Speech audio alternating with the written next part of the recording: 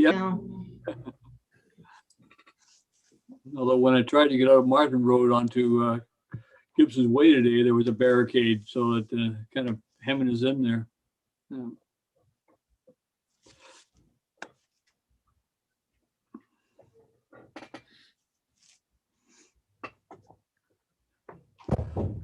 So Councillor Lumley will not be joining us to confirm that. Hello, Mark.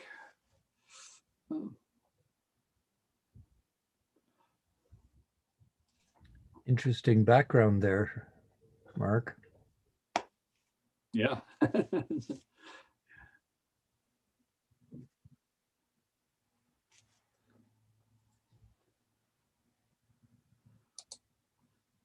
Okay, I've got 2:59, so we'll start right at 3.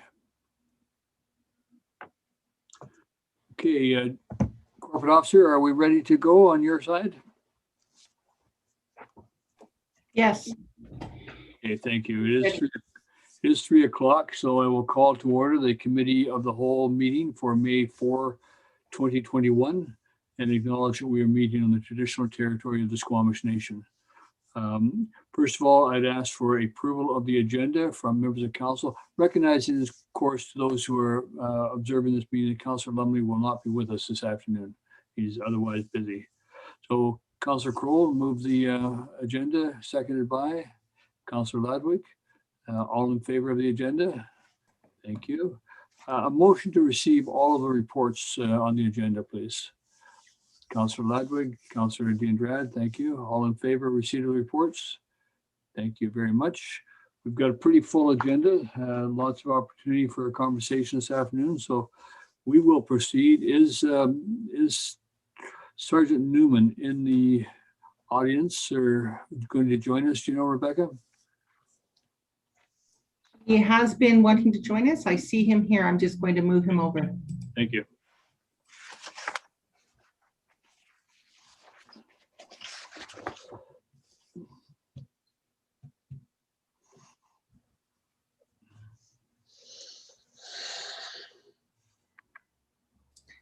He's with you now. He's under Sunshine Coast here. Okay, he's not muted any longer. Are you going Hello, to? yeah. Is Yeah. everybody, can everyone hear me?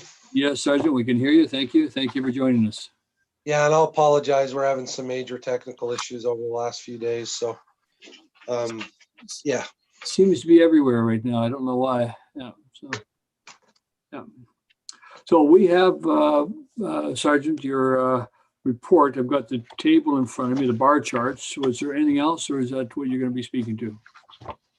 Well, I'll be honest with you, I'm a bit of a disadvantage because I can't even pull that up right now. Oh, because okay. everything's down, so, yeah. Well, you could just give us an overview then of what is happening in the coast from your perspective, and more particularly in Gibsons. Yeah, and the stats, I know they're the same ones I presented to the SCRD, I guess, in the middle of April. So what we're seeing is, I guess, there's a creep up. Calls are a little higher than 2 years ago, and last year was a bit of an anomaly, but we are seeing a general increase in calls for service over this period last year. What are we seeing? Obviously, the town of Gibson's the big, I don't want to say necessarily hot button issue, but the big issue is definitely the new supportive housing unit. I know everyone was going to ask me about that, and once again, because all our computers are down, I can't give you specifics, but we've been in a regular contact with Rain City and with Eli, who manages the facility. What we decided in consultation with her boss is that we're going to meet monthly with Rain City and the RCMP, and if we need to, more, to ensure that any issues that are being raised by the community not going to the RCMP we're aware of, and any issues that are communicated to us, Rain City's made aware of, so we can I guess, deal with them in a collective manner. So, but to this point, not a lot of calls. There have been some calls for service, but I think most of the community is going directly to the Rain City management. What's the nature of those calls, Sergeant? I wish I could tell you right now, but there's usually most of it's been internal issues with clients inside. There's been some complaints from the public. They're using a nearby lot, and that seems to be a bit of a hangout location. Some concerns just to deal with COVID and noise and possible drinking. But all in all, we haven't had a lot of calls from that facility to date. Good to hear. Yeah. Councilors, do you have any specific questions, councilors? Sergeant. I have presented on the stats before, so if there's any questions, I can probably answer without even seeing it. So. Okay, good. Councilor D'Andrade. Thank you, Mayor. It's just clarification because the second graphic talks about 2019, 2020, 2021. So I understand, but the first graphic and the third graphic, they talk about series 1, 2, and 3. So I just want to confirm, does this correspond to the years 19, 20, and 21 or? I think that must have been a formatting error when we emailed it over. So that should be the years itself. So how it should work, I believe it's left is 2021 because it's colored blue. And then from left to right would be 2021, 2020, 2019. That's just an error with the PowerPoint. It should have been a year in that. Yeah. Okay. Thank you. Sergeant, I'm looking at the calls for service first quarter, and this is a bar chart that goes more linear. I guess it looks like I guess it's the same numbers. I can't quite rationalize the numbers, so I'm wondering what's missing. For example, I see 2019 being 1,826 total calls. 2020 being 1975 and 2021 being 1977. But I don't get those numbers when I look at the charts themselves, the individual charts for the SCRD, the Seashell Nation, District of Seashell and Gibsons. In fact, what I see is if I was to look at them, I would expect that the blue would be somewhat less than at least the brown, and maybe even less than the green for the total calls, because sorry, and why would we think that?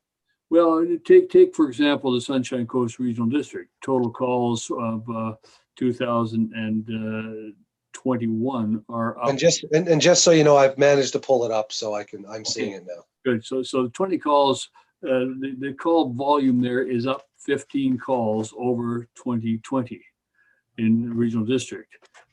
In Gibson, Seashell Nation, it's down 13 calls. District of Seashell, it's down 150 calls at least, and Gibson's is down 50 calls. Yet when we go to the total bar chart for the Sunshine Coast, they are even, and it's just so those numbers just don't quite rationalize to me, unless there's some other numbers are not included in the bar charts.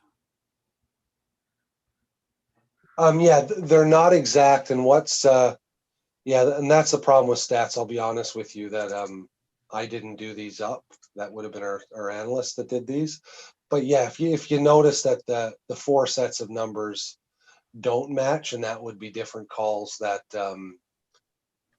probably what was searched here in the type of calls for those wouldn't register because there's unfounded founded. But I can see what you mean. 2020 to 2021 are the same, but yet we're not seeing an increase in 2021 that would account for the difference. That's a very good question, and I'm thinking. I think we have an area. I'm wondering if something didn't happen because the district or Seashell calls for service are not down this year. So something's happened with these stats. Yeah. And I can tell you because I presented these to the SCRD and this was not the case. So maybe you could have another look at them and resend us an updated table. Councilor Ladwin, you're going to ask? Well, I was just wondering, it is a very good point. I'm just wondering if there's other categories of calls for service that aren't kind of plucked out individually in the slides below. Because Well, the overall slide is exactly that, overall total calls for service. And then below it, they're just kind of categories that maybe were of interest or they thought would be of interest to us, like person's violent crime, property crime, traffic calls, road safety. But I'm sure there must be other calls, I would think, other types of calls. So maybe that's why. yeah, there's upwards. You could probably, I mean, we have, hundreds of different scoring types for the type of call, but traditionally you only had a couple. We added a few more, violent crime, road safety. So we could add as many. I know in the SCRD policing meeting, there was talk that mental health calls would be of interest, and that's something. Essentially, we'll tailor our stats to what you guys think are relevant to your community. Obviously, with the Gibsons housing, probably, and really every community across BC, mental health calls are definitely topical and good to know from a policing perspective. So that's a category that we can add in the future, and really anything that I guess is a community concern. But in this case, we just chose these four just as a general overview. And as for the total calls for service, to be honest with you, I don't have an answer for the discrepancy right there. But what I'll do is I'll speak to our analyst and find out where the discrepancy originated from, because I agree, it doesn't make a lot of sense looking at the numbers. The other question I have is the town of Gibsons, literally the town of Gibsons on this chart, or is it with it? Because a number of times I'll read the articles in the newspaper where it reports on a crime in Gibsons, which is in fact not in Gibsons. And I'm just wondering how that is being tallied as a stat. These stats are by your taxation. So it's actually the town of Gibsons and not just the area known as Gibsons. Okay, all right, good. Yeah, I just wonder with postal codes. Yeah. Okay. Yeah, I'd appreciate if we could take a look at them again and let us know what the difference is on that system. Now, the other thing I ask is that, because as you know, I try to keep track of the reported crimes from the newspaper. They are different than these numbers. And do I take it in the newspaper that your monthly media report doesn't report everything? No, yeah, the monthly media report or the weekly, whichever it is. Weekly, sorry. Yeah, that's really not meant to be an exhaustive or comprehensive accounting of the crimes that occur in the week. We'll put individual standalone media releases. Some things won't go in because it's ongoing and there may be some sensitive nature.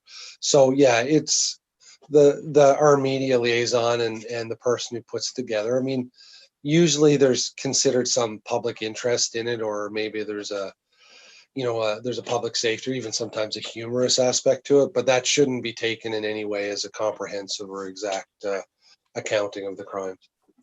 Okay. Councilor Ludwig?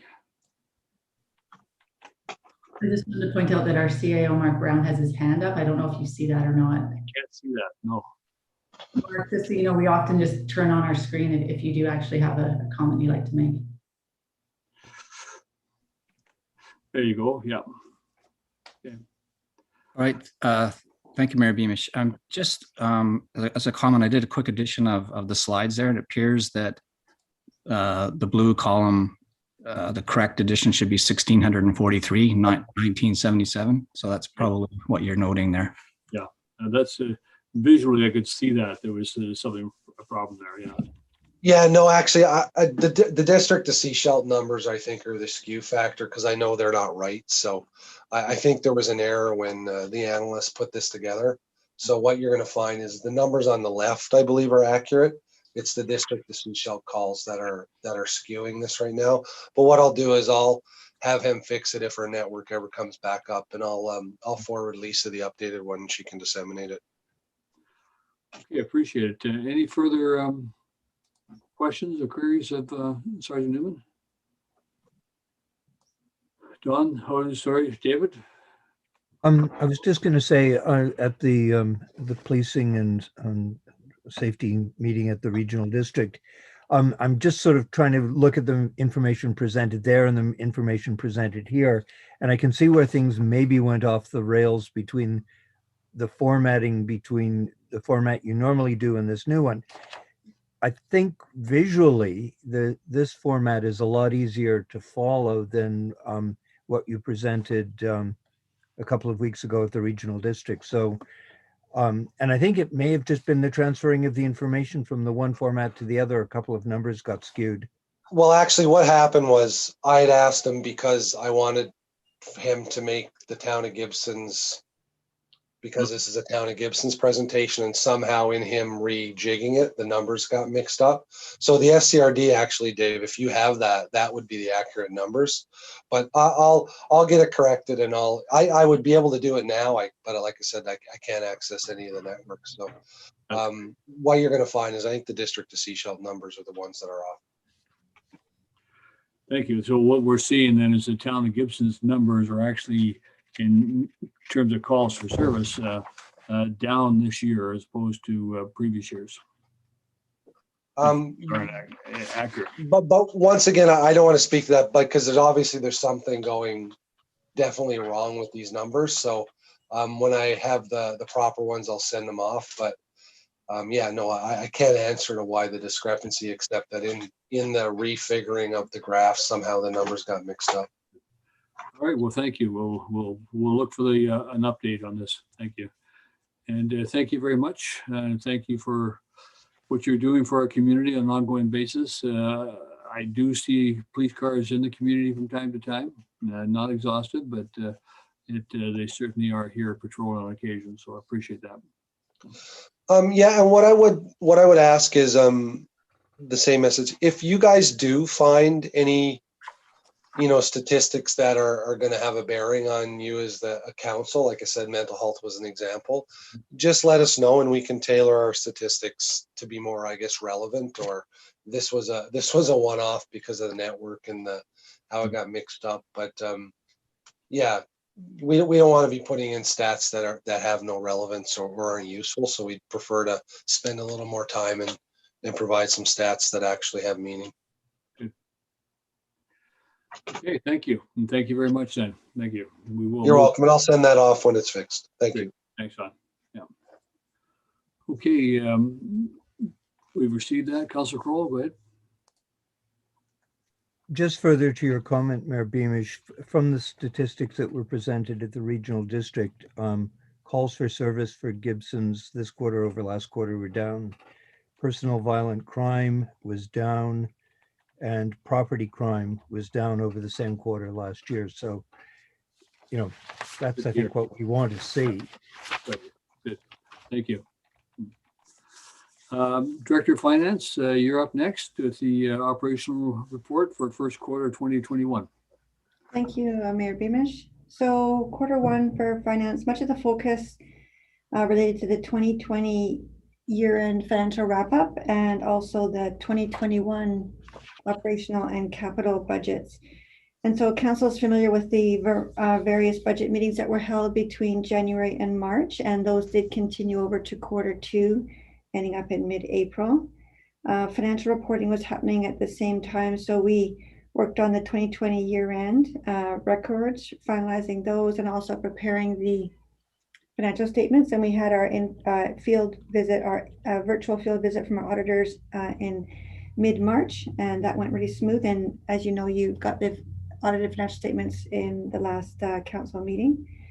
Generally, from an activity point of view, we're always doing grant reporting. One new thing that this last quarter, what has been launched is a Sunshine Coast Joint Purchasing Group, and this is with my colleagues from the SCRD and the District of Seashell, and we're looking at doing a pilot project for group purchasing, and our pilot's going to be janitorial supplies. So we're working on that. We were meeting quite regularly, but then workflow got in the way for all three of us, so it's been a bit of a pause, but we're going to hopefully get back to it shortly, and you'll see a RFP going out for janitorial supplies. Just trying that out and see how it works. That'll be our first one to try. So it's actually going to be quite good, I think, for that. Also, during this quarter, we received a fair bit of training for staff did for the new homeowner grant administration. As you're where the province is now taking over that program where people will claim their homeowner grants directly with the province, predominantly online. And so that's going to be quite a shift for our staff here. And also we'll spend a lot of time helping taxpayers this year, communicating to make sure that they know the new process and helping them with any questions they have to make sure they get their grants claimed in time this year. So hopefully it'll go smoothly. Yeah, it should be. We have lots of good information ready to go. So we've already started fielding calls on that. And from an HR point of view, we're always quite busy with recruitment, it seems. And this one was mostly internal. You know, there's always internal movement, and one position kind of trickles around to a few others. So that was the predominant focus during this quarter. But also what's layered on with HR is the COVID related tasks. And so our manager of HR, she does an ongoing review of our guidelines and she enhances them as required. And so she's following the public health orders. And so she'll adjust our communication and training as needed throughout the quarter. And you'll see on page 4, I'm able to now provide you with audited year-end balances for reserves and surplus and DCCs and debt. And so these are now as of December 31st, 2020. And those numbers will get for your reference. And they won't change until the course next year, but those are now our new numbers. And I just want to finish with a COVID update. So during Q1, so as of March 31st, the town, we've paid just over almost $41,000 for operating expenses relating to the COVID pandemic. Most of those, as expected, are to do with cleaning and PPE and fleet issues that we're having keeping physical distancing. But it also includes a portion of that new grant that council authorized. And so in January, council authorized the COVID community grant, and this was specifically to support the not-for-profit organizations who provide services to vulnerable people in the community during the pandemic, which is of course still going on. And so you had made available a total of $25,000. So on page 6, I provided a list of all the organizations that were have been approved for grants so far. And you can see the total is just under $12,000. And so what we've done is the applications have gotten a bit quiet. So we're now, Elizabeth, our communications coordinator, is now sort of relaunching a bit of a communications program to just remind people that the grant is available. And we'll see if we get another influx of applications because as we know, the pandemic keeps going, and I expect some costs are out there. Maybe some organizations that weren't aware of the grant will see that ad and they'll apply. And so looking at next quarter, as you know, we're finalizing much of what we started in Q1, so we're well into that. And so I'll have be able to answer any questions you have at this time. Thank you very much. Thank you very much. And Council, do you have any questions at this time? Councillor Ludwig? Yeah, thank you, Director of Finances. It's always impressive to see how much work goes through your office. I was looking at the recruitment and it just made me realize or curious about whether or not we had an org chart for our office, because there is a lot of movement in positions that I'm not even that familiar with. And I just thought it would be interesting to see an org chart. I'm curious whether or not we have one. Definitely, yes, and we can send that out. So Sophie, our manager of HR, we had a really basic organizational chart, and when she first came, she needed to know kind of where people were. So she's enhanced it. It's much more informative. So we can definitely circulate that to council. Yeah, I appreciate it. Yeah, no problem. Welcome. I have a question relative to the homeowners grant. Maybe you can tell me how it's going to work now, because if we apply to the province for the homeowners grant, as opposed to signing the slip at the counter, does it counter our staff, or in terms of paying our taxes here, do they assume that we are eligible for the grant, even if or what proof is it at the counter that we've actually applied for it? Yeah, so it's going to be a new process. So what happens is you'll apply for your homeowner grant with the province. There is a link between local governments and the province. We're going to get a nightly data transmission that shows all the people who have claimed their grant. We'll apply that to the tax accounts every night.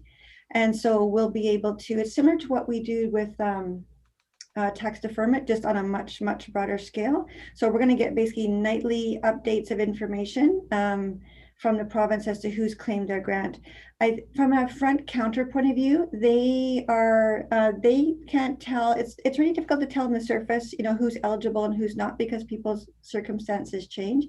And this is why the province requires that we claim our grants every year. So what the front desk, their main thing is going to be processing payments that come in either over the counter, or mostly we get a lot of electronic, and we also get a lot of mailed in checks.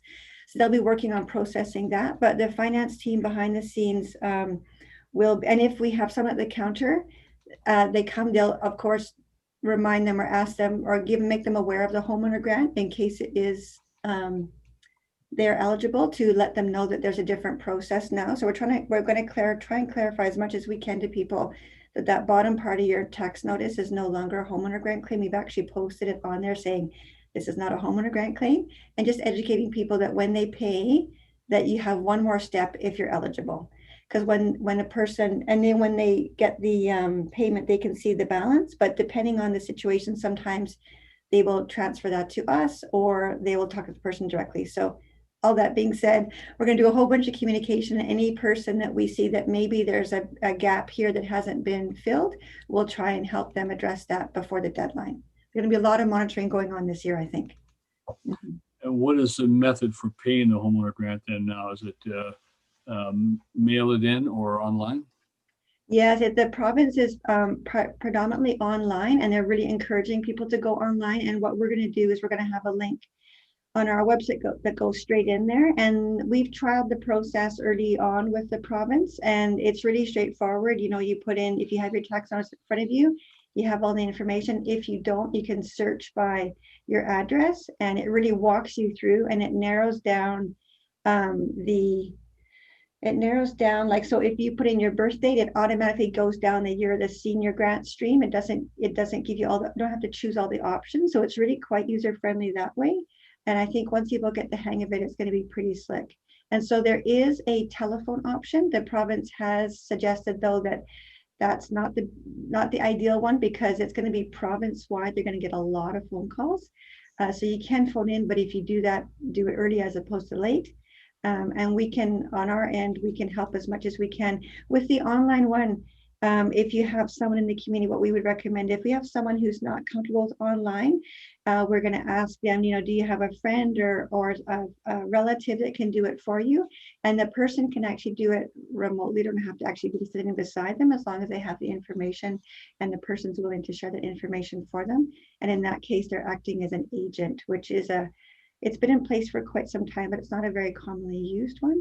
The other difference this year is that the province is going to require your social insurance number. And so that's going to be a big change for people. So in addition to having your tax information, you have to enter your social insurance number.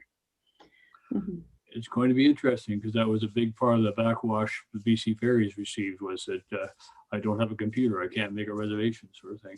Yeah, we had the tax deferment was a bit of a trial last year, and it went online, and it's quite a popular program as well. Not as extensive, I don't think, as the homeowner grant, but it actually went remarkably smoothly. And a lot of education on our part. The staff here did an incredible job. Yeah. We had some handouts, and we did a lot of phone talking.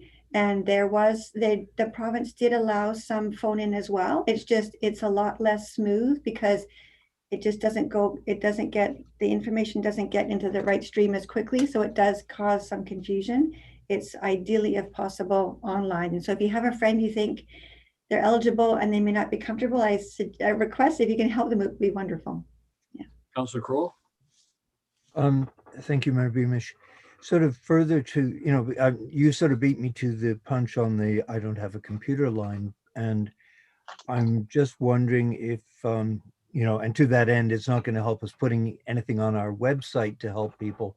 But I'm just wondering if, there is possible, if we're doing any sort of public announcements in the paper between now and the tax notice landing in your mail, that we could, suggest to people that they seek a friend. The other thing, and I don't know whether Councillor Ladwig might know this, being on the library board, is if it's something the library staff would be willing to assist people with.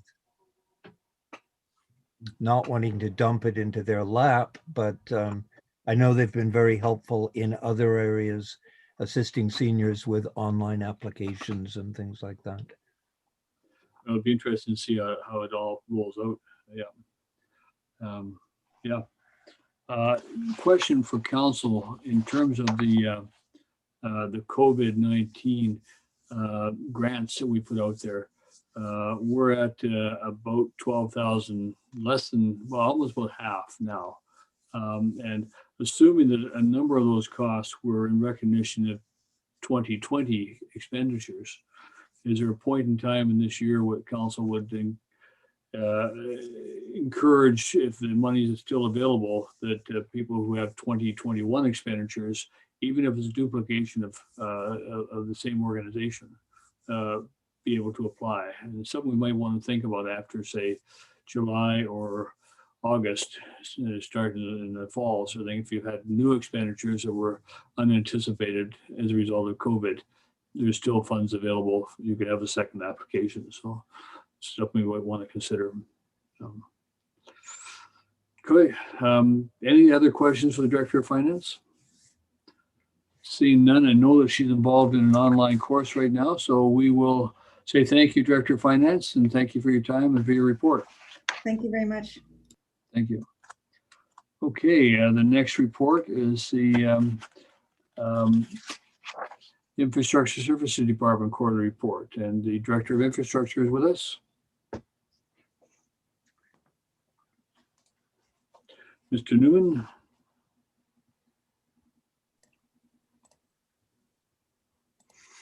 There you are. I'm here. My computer just doesn't know I am. Thank you, Mary Beamish. We've kind of hit the ground running with the first quarter of 2021. There are a couple changes in the layout of the report, and they're intended for council's benefit. For starters, we weren't altogether certain on what we were going to call it, but we've ended up calling the first section value-added staff initiatives. And one thing I was contemplating with our report is that in a way it lacks some of the human element. It's very factual, and yeah, there's a tremendous amount that goes on in between the projects, in between the lines, so to speak. And I wanted to bring some of those to your attention and see some of the benefit that is happening from council resolutions or things that staff are just doing as part of their day-to-day work. So this is actually the section I was going to spend the most time on, although I'll keep it brief regardless. So council recently approved a 3-year engineering RFP for smaller engineering projects, and that's already we're already seeing a large benefit to that. We've met a couple times with Urban Systems, who was the successful consultant, and it's going to help us a lot in getting our work done in an efficient manner. This year's also been a little bit curious about the relationship between several different separate capital projects, and largely the ones that Michelle Lewis, our natural asset tech, has been involved in. There's just opportunities for doing or getting more than one benefit out of a particular part of a project, and she seems particularly gifted at that, and so she's got numerous projects on the go, and will it spots coordination opportunities and so on, which is great. Third bullet was the new position of a water system coordinator to better oversee the town's wells, pump stations, reservoirs, and meter reading. And although this is a new position, we chose to I guess, shift around positions in the town so that we're looking at what the needs are in our infrastructure, broad infrastructure services department, whether it's inside, outside, public works, parks, treatment plant, and make sure that we've got the right distribution of full-time equivalents in those various groups. And that's kind of an ongoing thing. If a vacancy shows up in one of those groups, we don't just automatically fill it. We will sit back and have a look at the needs of the department as a whole, and determine if that position is what is most pressing at this point, or whether that full-time equivalent could be used elsewhere with more efficiency. You likely heard, and I might steal some of Daniel's thunder here. I'll just briefly mention it, but Daniel can go further into it. Is a trial scenario of the town delivering water to the RD in the event of an emergency or critical water shortage. So that was a good project that staff from the RD and the town were involved in. And as I say, I'll let Daniel go into that in more detail, along with the reconstruction of a trail from the end of Seaview down to Gibsons Ravine. And that project was one that we did not have a budget for construction. We needed to do some environmental and geotechnical work there. And so it was going to be 2 years before we saw a trail actually constructed. And Daniel managed to facilitate the neighborhood, along with some local consultants, to have the work done at little cost to the town. And it's not always possible, but in this case it was. And so it was nice to be able to see that one done ahead of time, because of as I say, community groups and a recognition that this was important to the neighborhood. One thing that I'm really focusing, well, we all are focusing on, but it's I was going to say it's more on my plate, but it really isn't. It's all of us are looking at asset management, and one of our goals in infrastructure services really has been to provide council with enough information so that you can make informed decisions, and you make decisions always based on the information that you have. However, we felt that that you do not have the full picture. For example, with the general fund, is how much money do we need to budget to maintain sidewalks? How much do we need to put in streetlights? How much does it cost you in operations and maintenance to put in a new sidewalk? And all that is part of asset management, and we just have not had those numbers to share with you. And we're working on those asset management plans actively this year, as we did last year as well. We're in pretty good shape on water and sewer, but not so much on general, just because it's a much broader pot, so to speak, which is where taxation invariably gets contributes to the capital works and maintenance. And then, as you know, council adopted UNDRIP, and town staff are seeking out our own relationships with the Squamish Nation on a staff-to-staff level as well, which is kind of fun, kind of interesting. The one other change that we've made, and I believe this was a council request, is that we've got in each of the projects, we've got a description of the project, the progress of the last quarter, and the anticipated work for the following quarter, to try and give you a little bit of a better picture of what's coming along. A lot of projects have not started, of course, because quarter one, we were still in the budget discussions. But item 3.3 on page 10 of my report, the Prouse Road Lift Station construction, that one's well underway, or well underway again, I suppose. And we are hoping to actually complete that project in Q2, which will be great to see and get that one checked off our list after the COVID delays. We had building assessments, item number 4.3, page 13 in my report. We had the building assessments done, and we're now analyzing that information to, again, be able to better inform council, rather than doing one-offs where you may hear of one of our buildings that needs a new roof or needs foundation repairs or air conditioning or what have you. We want to be able to provide you with a report and recommendations so that we can prioritize that against other buildings in the town as far as risk and safety issues, for example, public health. So again, that information is going to be going into an asset management plan to be able to provide you with that information. And then the other piece of that information to provide to council will be discussions with the public on levels of service. And we've talked about that before. Again,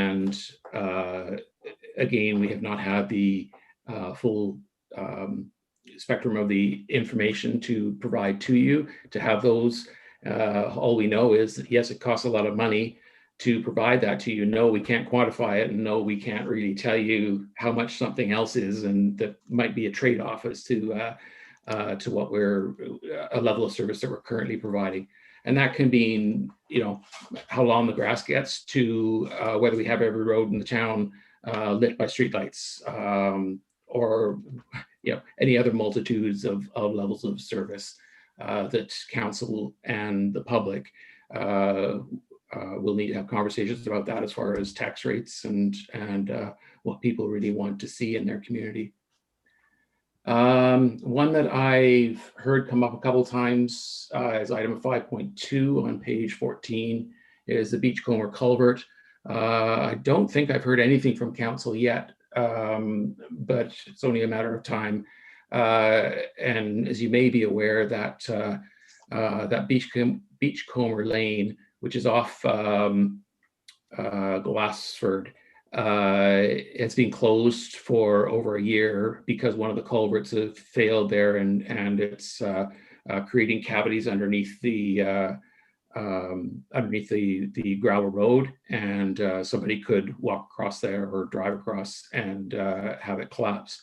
So we're currently working on getting the necessary permits in place to remove that culvert and replace it either with a fish-friendly culvert or a pedestrian bridge.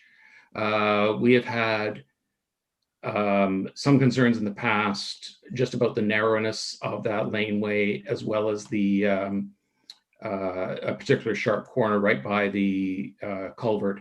And we're proposing that we just restrict it to pedestrian traffic only once these works have been done. And we have heard from members of the public in that area that that would be a good thing to do anyway. As to what route we're going to go, bridge or culvert, then we'll bring in the public on that one as well.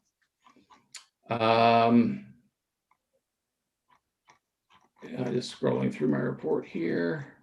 One other, yeah, we also met in regards to the Pebbles and Atlee beaches, the stairs for both of those. Atlee Beach, or I think Franklin Beach is it's called as well. I think it has 6 names, no exaggeration.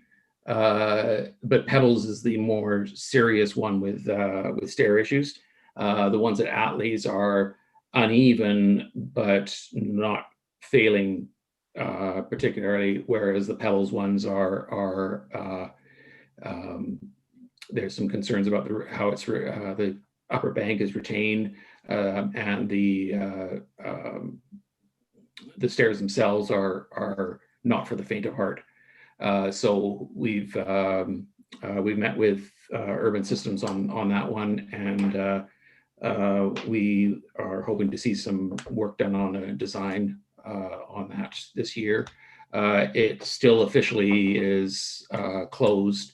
However, the public is still able to go around the signage or walk to that area from Franklin Beach or arrive by kayak. So we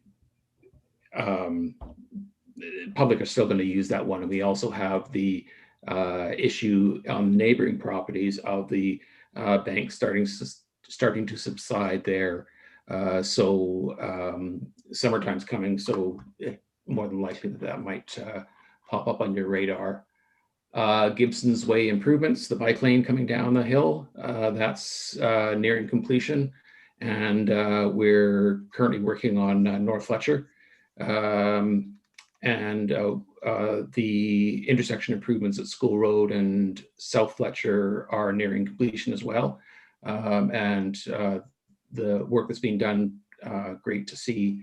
To perhaps group a few of these projects together to are kind of related. One is the cycle grant and the scope of that work.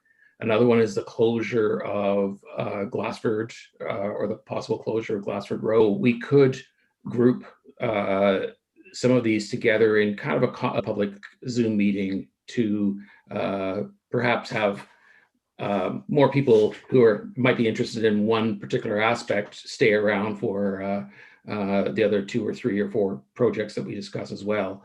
And we had a fairly decent turnout when we were asking the public to make comments on budgets. So now the Budget Tower pond construction, which is currently tendered, so that should be underway it'll be touch and go whether it actually gets underway in Q2 or not, but it'll be close. And Mayor Beamish, I'm done my part. I'll be handing it over to Daniel shortly just to speak on the operations and maintenance. I did me sharing with you the scope of the work for. Yeah, I think it'd be interesting seeing it, but maybe some other questions, hold for questions right now. You've covered quite a bit of material and quite a bit in your report you didn't say. So see if council has any questions relative to the first lot of work. That's covered. Yeah, and those who, if you haven't used that one before, it's a trail on the high side of the road as you're going. So you don't have to walk down the road. You just go up from Gibsons Creek and you can follow along and come out in Granthams. It's a very nice trail, but boy, there's been a lot of additional trail work being done in there. And I know that is scheduled at some point for subdivision as opposed to trail network in that area. That's all part of the Squamish Nation lands.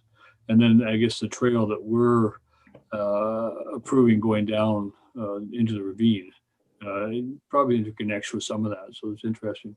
Okay. And then I noticed as well that the bridge across Sharman on Inglis Road is open. Did we initiate that or? No, we have not. And at this point, it's still on private lands. However, we're currently actively working with Gospel Rock for to secure the road dedication for registration. But that at that time when it is registered as road dedication, that bridge will be within the town of Gibsons land under our jurisdiction. And at that point, I would formally open that. It would have a kind of a weight limit, so to speak, just because it's a little bouncy. We have a little bit more of a formal trail leading down to that. And then be able to have that open, as to say, once that plan has been registered. Council, if you're not using those trails, they're really worth looking at. And then that particular one is a good connector to go over to the Mahan Trail, which is also a good connector to go down Chasser Road and then down into the Sharman Ravine there and come out at Dougal Park, which is a very nice walkabout certainly. So, and the one down at the end of CV, I'll be interested to see how that one. I didn't go down it, but I have seen people. I've looked over the edge and seen people working on it, and it's good to see the initiative being taken there. So that's good. Other question, the engagement with, and maybe Daniel's going to talk about this. I'll wait and talk about that with the SCRD and the water service. So, Councilor Dindrad, go ahead. Thank you, Mayor. That's on page 44 of the agenda. And there's a graphic about aquifer capacity. I'm having difficulty interpreting, so I just want to better understand. Hang on a minute here. Your page is 32. Oh, Hang on. Oh, the table you mean? Yeah.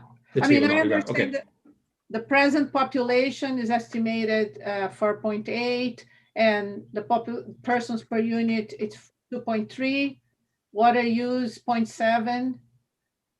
But then after that, I kind of don't know. So the present, so you're largely talking about the column to deal with aquifer capacity then, eh?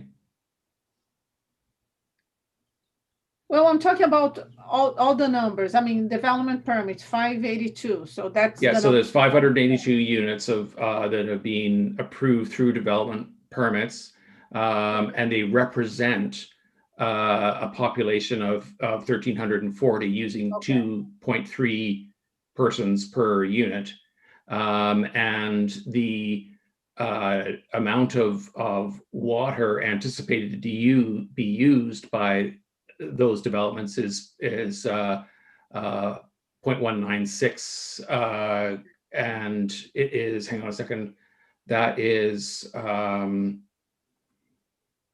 can't remember what measurement that is. Daniel, do you remember? No. Cubic meters? But I mean, we're showing at the top cubic meters per year, but obviously that's not correct. Yeah, the cubic meters per year is the 0.4.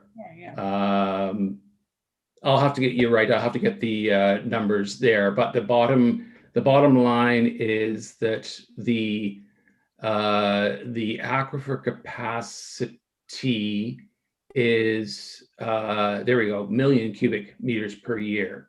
Sorry, so that is 0.196 of a million cubic meters. Okay, so 10% of that. And then going back to the development permit line, that represents 12.25% of the aquifer, the projected aquifer capacity. Building permits, there were 82 that were issued, and that's another 190 persons, bringing us to a potential population of 6,330.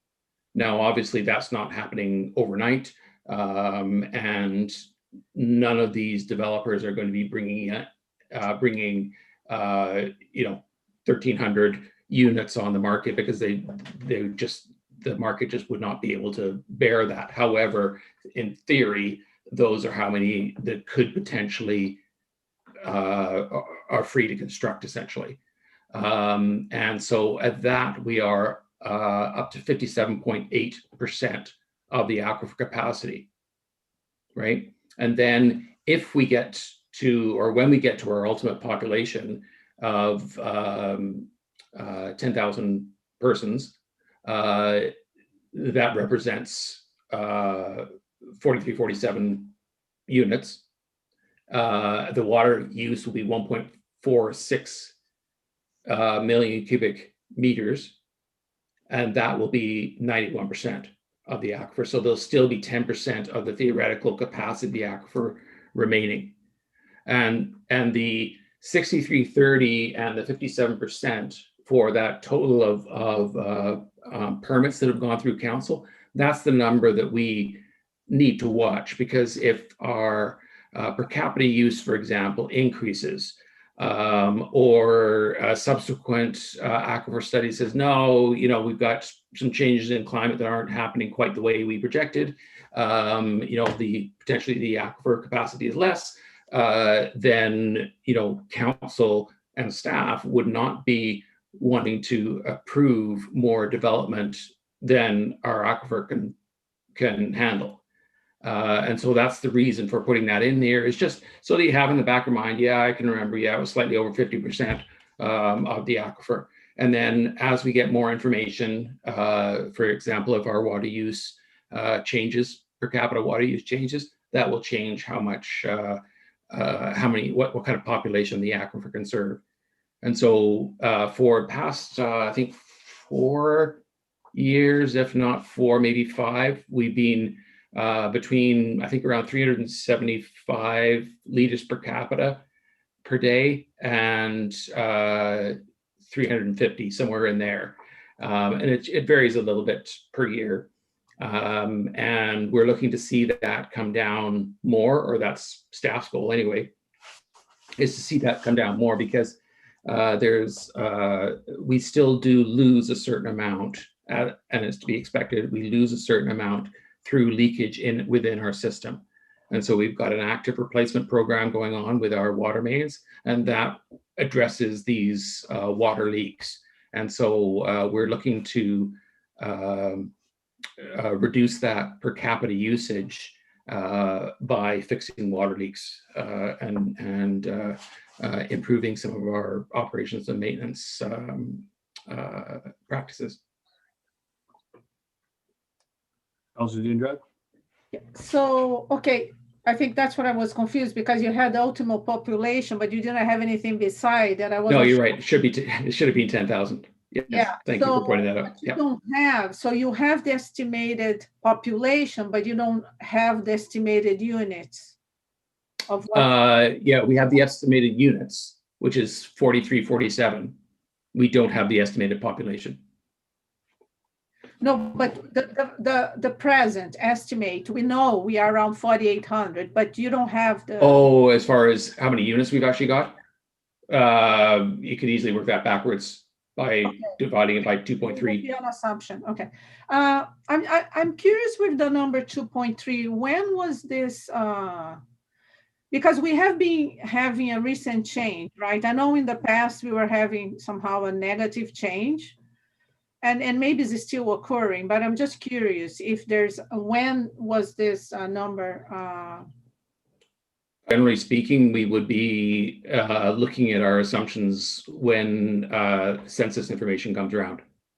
And so, of course, we're going to be another year or two before we get that, and then we'll see whether where we fall. Okay. I think just as a suggestion, I find, especially we are dealing with so much uncertainty. I mean, life is uncertain regardless, but climate change puts another layer of uncertainty. I wonder is, even if the census comes back with a number, I almost like the range, right? Because it's kind of, okay, minimum, maximum, instead of just an absolute number, right? Because if we have the minimum, and then we know we can grow, we have confidence, but if we need to retreat, then we know we have not reached the anyways. It's just because absolute numbers is like, okay, we don't know anyways, we don't know the future. It feels that would be in the future, once we get the census, would be more like a range, I think. Yeah, and you're right. I mean, you could just go conservative period on it. It becomes more critical, of course, the higher you get in the percentage, the projected use of the aquifer. And so, as I say, right now we're at 57%. If we were at 77% maybe, it becomes more and more critical to refine our projections, because you don't want to kind of constantly refine your projections, and then next time it comes out, you bounce back up and bounce down and bounce back up. So it's just something we have to carefully watch, and as I say, find that right measure of conservancy in what we're doing. And the aquifer capacity is already based on very conservative projections in regards to climate change, sea level rise, snowpack, etc. And so it's, as I say, already fairly conservative. But this is also another reason why the ongoing monitoring of the aquifer is so important, is so that we can get these long-term trends and make these informed decisions as we get closer, I suppose, to the projected capacity. Okay, so on that line, are we assuming that Gibsons is the only user of the aquifer? And we There's some other minor users of it. We have had some discussions with the regional district, and there's wells that are located outside of our mapped aquifer boundary.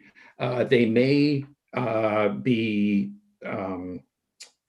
sharing the same recharge area, but as far as the actual section that we used to project the capacity of the aquifer, all those are kind of additional recharge area or additional draw, but it's not drawing from the same basin that we are. That's the information that we have, and it's fairly exhaustive. However, again, we are continually updating the data, and it's also important why we update the aquifer, or that we do update the aquifer mapping on a regular basis, so that we've got plenty of time to make any adjustments that we need to make as our knowledge of this area grows. Thank you. I think that's what the SCRD is finding right now with regards to their Church Road application and other applications, is the ministry is asking them to be much more rigorous in their analysis, which they hadn't done at that point in time, to ensure that there is no impact on the town of Gibsons and in terms of taking water from the system. So, okay, I think we can move on to Daniel, operations. David, are you okay with that? Or? Yeah, unless you wanted to see those maps for the. I think we should see them, but perhaps not in the context of this meeting. I think another time. That's fine. What I'll do is I'll forward them on to council. That'd be great. Thank you. Yeah. All right. I'm just going to browse quickly through our section of the reports. We talked a little bit about from a HR point of view or labor point of view. We've hired new labor. Mitch Rayner started about a month ago. Somebody with a lot of concrete experience, came from a concrete supplier here on the coast. And we also promoted Paul Sheridan, who has a lot of water experience with the SCRD and with Metro Vancouver prior. So he's now our water distribution level 3 operator, which is the level at which the town is certified. So that was important. He's going to look after not only the wells, but also the cross connection control to avoid that we get contaminants into our water system. So he's going to look after that, and as well as anything to do with water. And also in a couple of weeks now, we will be welcoming another operator at the wastewater treatment plant, Christine Miller. And she'll be our water and wastewater technician, basically replacing the position that Paul had. So technically, we're still all within the same budget. We're not creating new unbudgeted position. We have reorganized as Dave was mentioning, how we're using our funds within the infrastructure services department. So on the water side, Dave mentioned we did the trial with the SCRD, whereby we supplied them water from our Parkland pump station. And that went very well. It lasted 3 to 4 hours, this trial. And what we did then is the SCRD basically stopped supplying water from the Chapman watershed to their tank on Henry Road. And then we, in turn, started back supplying them. So we were filling up the Henry Road reservoir, as well as supplying the Reed Road and further down that way, their system. I don't know exactly their system, but it was open system basically for us. And so we did this for 3 hours. And then tomorrow we're going to do a longer test again with them there's a few other things that they want to monitor on their side, and a couple of things we wanted to do as well on our side. So that will take place tomorrow. So that's gone very well, and it was basically all coordinated by the staff, on each side.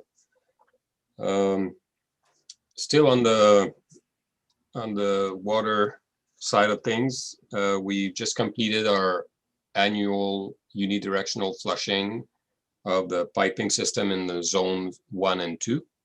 So some people you may have heard, we're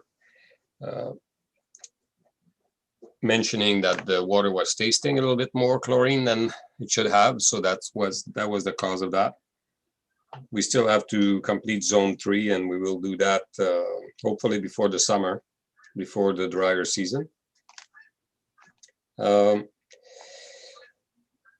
just gonna, if you go to page 35 of our report here, you'll see the water distribution usage supply, I should say, supply for each of the wells, and the consumption per capita per day, 365 liters for the first quarter.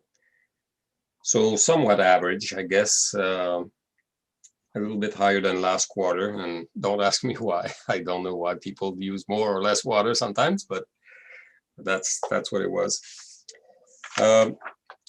If we move on now to the sanitary side of our public works business, they mentioned Prowse Road. Prowse Road is, the project is going very well. We're probably looking at mid-June for it to be back online. And if you go there, and have a peek, I guess, with one of us, you'll see everything is clean, the cleanest you'll ever see that place, probably. And they're now going to start on the electrical work, and that will last probably 1 week.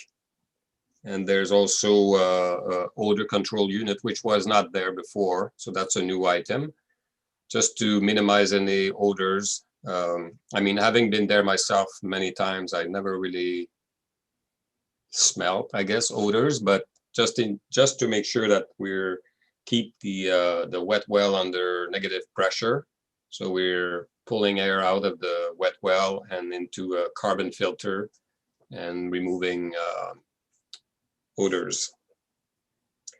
Odors is a big thing, and we don't hear so much about it from Prowse Road, but from the plant and the people near the plant. We're hearing more about it, and we're very focused on that, and we'll keep being focused on that. And you'll probably hear from us in the future asking for funding for technology that will help us with that, because that is the one thing that is very seasonal as well, so very temperature affected. I'm just letting you know for the future. On the road maintenance side of things, we had a fairly mild winter, so salt usage was below average. And we had, I think, a couple snow events to speak of. Everything else was mostly icy conditions that we were dealing with. So that's behind us. And now we're going to be entering into our usual summer crack sealing, dust control, line painting, brush cutting. So you'll see activity in mostly June, but some of it in May, June, July. So that's when this will happen. On the parks side of, if you just have a look at the, on page 36, you'll see the sewer numbers. Below average for the first quarter. Parks, you'll see new signage that we've been working on with Elizabeth and the planning group, and parks, obviously, at Arrowhead Park. That's the first park we'll be targeting. So you'll be able to see what the rest of our trailheads will look like down the road, and beach access and stuff. I mentioned in a previous discussion that we've accepted a donation from Rotary, the Rotary Club of Gibsons, AED units that have been located in key locations in Lower Gibsons. So there's quite a few now. And on our website, Elizabeth has put a web map of where they are as well. Seaview Trail, you would have a smile looking at this weekend. There was about 25 volunteers there on at the end of Seaview, and we had also a trail designer builder that was with us, basically running the show. I was there as a town representative, but it was a very positive environment. So that was day one, and we're going to have another session in a couple of weeks to complete the trail. You've seen and may have heard of the downtown tree replacement that we're doing. 2 large trees that we had to take down, as we explained in a previous meeting to presentation to council there. So half of the concrete sidewalk is back, and there's another half to come later on this week. And then later on next week, we will be planting the trees. The trees are probably 12, 15 feet tall already, the ones that we purchased. And they're,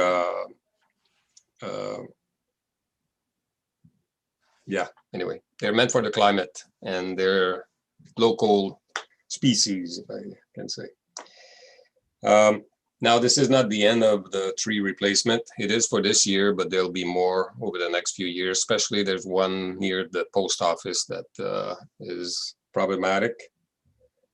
In the next couple of weeks, you'll see the floats coming and being installed at Armours Beach.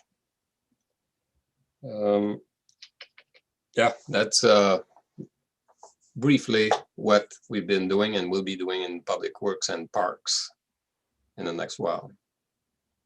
If you have any questions. Thank you, Manager. Thank you very much. And good to see you again. The activities are going on. Go to council for questions personally. Councilor Crowell. Thank you, Mayor Beamish. I'm just wondering, Daniel, when we do these exchanges with the regional district, is the water that we pump to them, is it metered? Yeah, definitely. We have meters on our side, and the line that we are supplying them with is only like a 3-inch diameter line. So we're quite limited as to what we can supply, but yes, we're metering it. Okay, and is there any remuneration? Full involved? price, full price. We have a No. full price, good to know. No, I need to discuss this with with Lorraine, I guess, see what she wants to do there. And the statistics with water use for the first quarter and sewage down, might one interpret that to people putting in their gardens, watering their gardens, and then it's not showing up as volume that's been, water used versus what's gone through the sewage plant. So Yeah, that's always the tendency that we see in the summer months. Yes.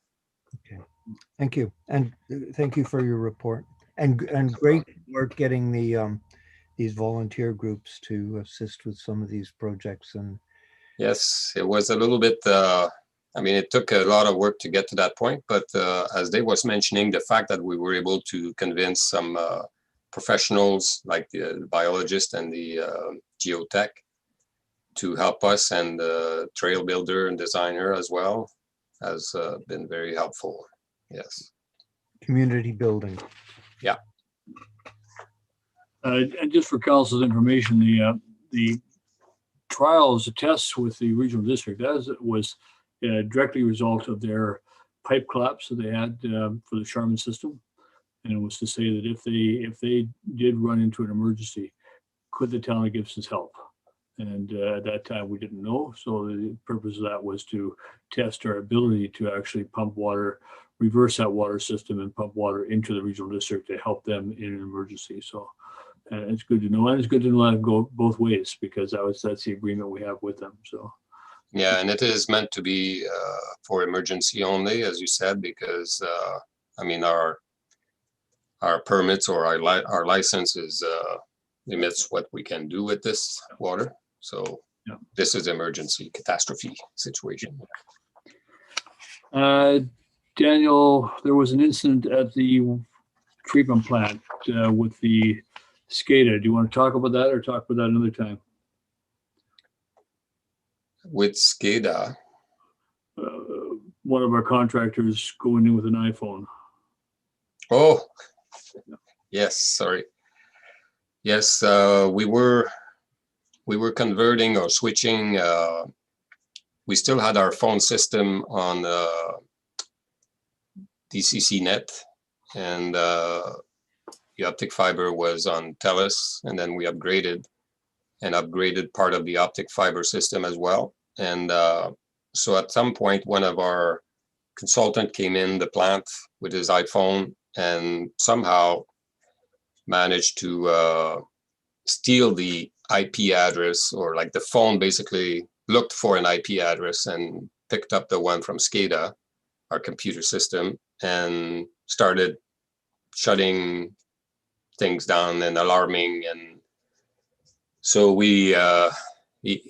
thankfully he's a techie type of person, so he saw this is happening, and he was able to troubleshoot the problem. And then right away we talked with our IT consultant, and we separated, the two systems. So our SCADA system is now fully protected and dependent. You can't get to it unless you're on one of the SCADA computers, So, I mean, it made us think right away of the incident that took place in Louisiana or Florida, where somebody was able to go and play with the wastewater treatment plant there from outside. So anyway, we're good. We learned, and we fixed. Problem solved. I appreciate that. It's good that we know about those things, and it's good that they run another test of the system. So, Yes. Yeah. Any other questions, Council? See none. Daniel, David, thank you for your reports, and we'll move on. And our next report is Planning and Development Services, the Q1 report. And I'm just going to remind everybody that we are at 4:18, and we have 3 fairly long reports yet to deal with. Thank you, Mayor. I shouldn't be too long for this. So I'll just go over a high level overview of this report, and then if council has any questions, I can focus the responses. So in terms of staffing, Dave Bell, our part-time building official, he's retiring, so we will be posting for a part-time building official later this month. And also Katie Thomas, our planner, is expecting a second baby. So she will be going on maternity leave. Yeah, she'll be going on maternity leave in September. So we will also be posting to fill that position while she's away. So those are going to be 2 new changes that'll happen next quarter, but I thought I'd let you guys know.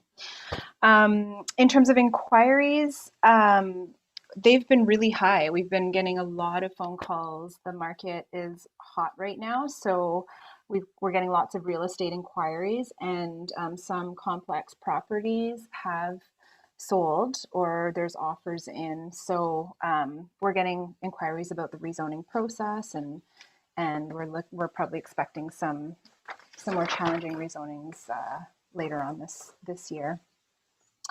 In terms of affordable housing projects, a quick update is both the supported housing and the Franklin Road, the 3 units on Franklin Road and Harmony Lane, received a safe to occupy. So people should have moved into supportive housing, and I believe people are moving into the Franklin Road sites as well. Both properties still need to complete their DP requirements and some offsite works, but they're working towards that. Let's see, community amenity contribution. I'll skip over short-term rentals. We haven't brought a report forward, but that's still a high priority on our list. The CAC policy, we've received a draft policy now, and we're planning to bring that forward to the next council or committee of the whole meeting for discussion. The garden suite policy review is still underway. So this quarter, we launched a survey for applicants of past garden suites, and we've also launched a survey for just general for the entire public.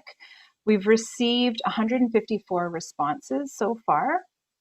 And today letters were going out to neighbors of garden suites to get immediate neighbor comments as well on how they're impacting them. So that's exciting. We're getting lots of response.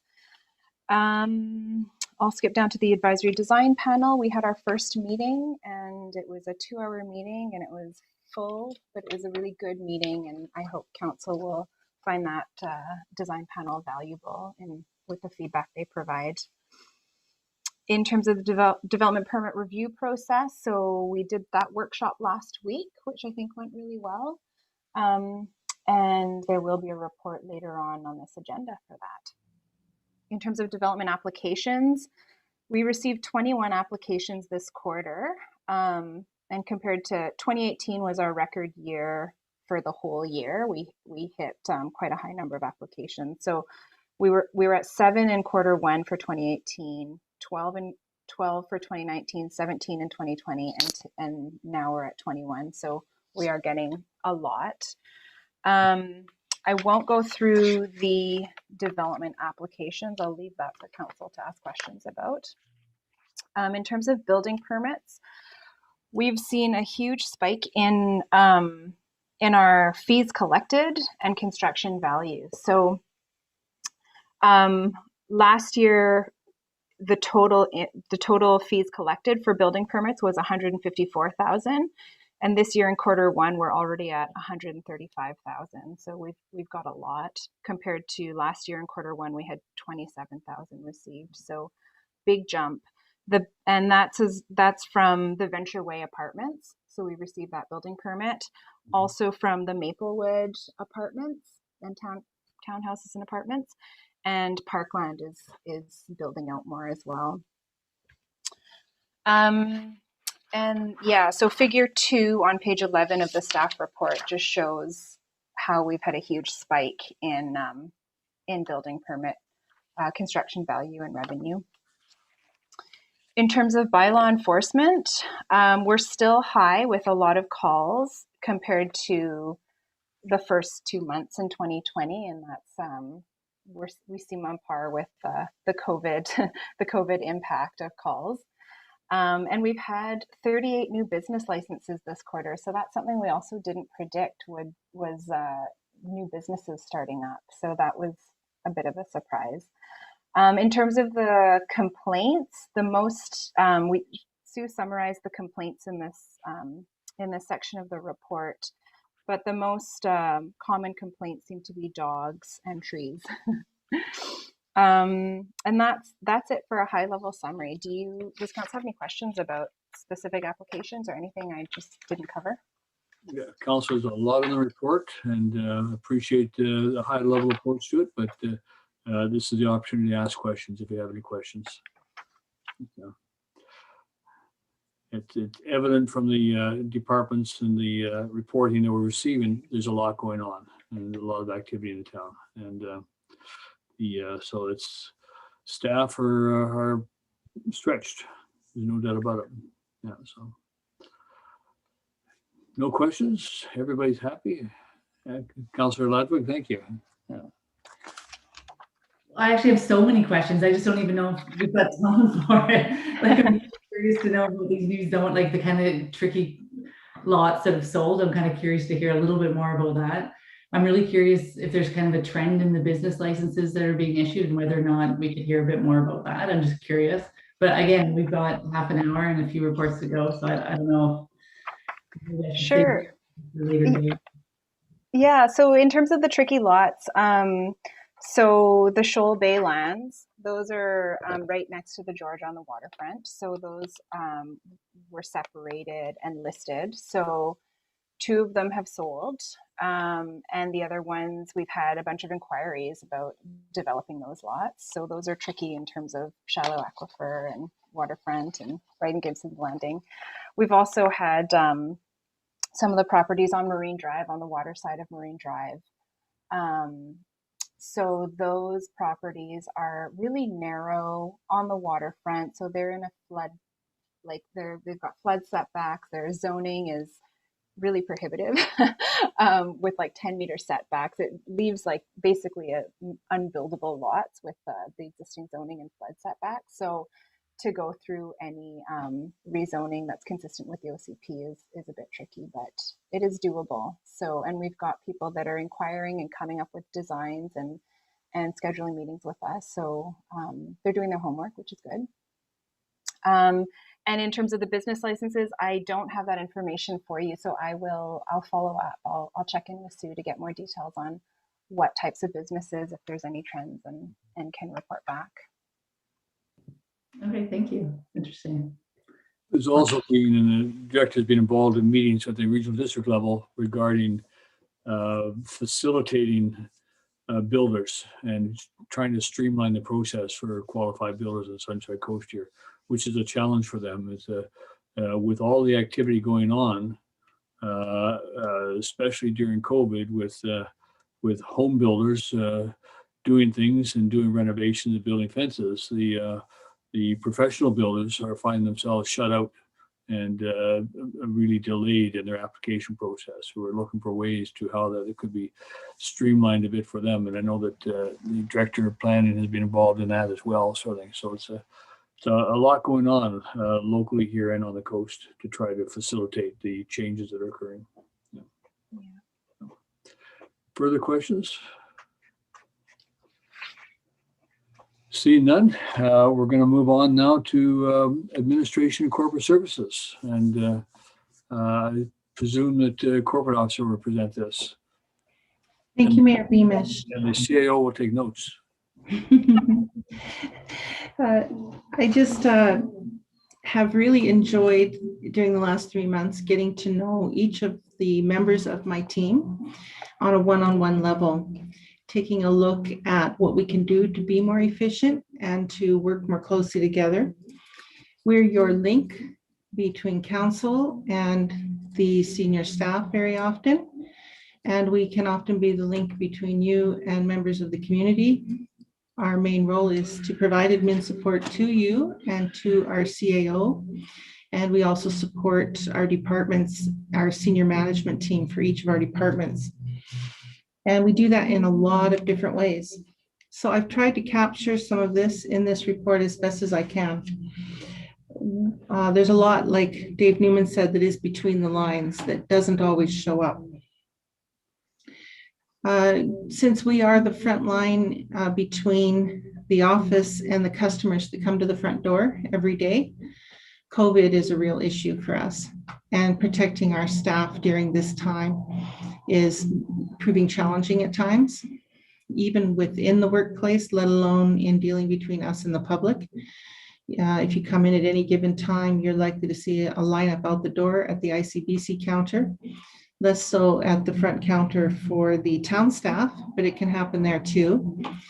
And people can be coming in from all over for a variety of reasons, for driver's license services, as well as insurance, as well as all sorts of other reasons at the front desk for permits and tickets and all sorts of things. COVID has created a challenge also with meetings and managing meetings. That continues to be a challenge in that it's required a much higher level of information technology proficiency and training. So while we were sorry to see Manny take a leave of absence, and we do miss him, we are pleased to have gotten to know Mark Brown. He joined us for 3 days last week, and it was our pleasure to get to work with him and get to know him. And it's going to be a good experience, I believe, working with him. Normally, this report would have included a report from your CAO on a number of projects, but Mark, having just begun, he will be reporting out better on that next time. And this time, we're going to give him the chance to just settle in and get used to that. But normally, we would have been covering the admin work done on things like strategic plan, Healthy Harbor Project, Source to Sea, and the Coast Assets Resilience Modeling Project. Hopefully we'll be able to come back to you with more on that next quarter. You'll see at page 73 of your agenda, or page 3 of my report, your council expenses. I may beat Mayor Beamish to the punch here because our Director of Finance has assisted with letting us know that you will see that his internet and cell phone charges, they are actually higher than they would normally be for this quarter because the payment went in the first quarter for the last quarter. So it's actually reflecting an additional payment there. So that's why it looks so high. We've had a lot of meetings in the first quarter. We've had a total of 32 council and committee meetings. And meetings require agenda preparation, collecting reports, making sure they're signed off, combining attachments to the reports, making sure we have them all in order, and getting them uploaded. That can take some time. And then sometimes things are still coming even as we're trying to get it to you. So you'll see there were 32 council committee meetings. Tracy Forster is our main support for council and the CAO. And Lisa Howard is our main support for Committee of the Whole and other committees. So a lot of that falls on them. And then there were 9 in-camera meetings, which I do alone because there is no one on staff who is designated to do that work for in-camera at the in-camera level other than myself. And then there were also some planning and development committee meetings because we hadn't yet moved to the advisory design panel. And that would be Lori's area. She's the admin support to that area.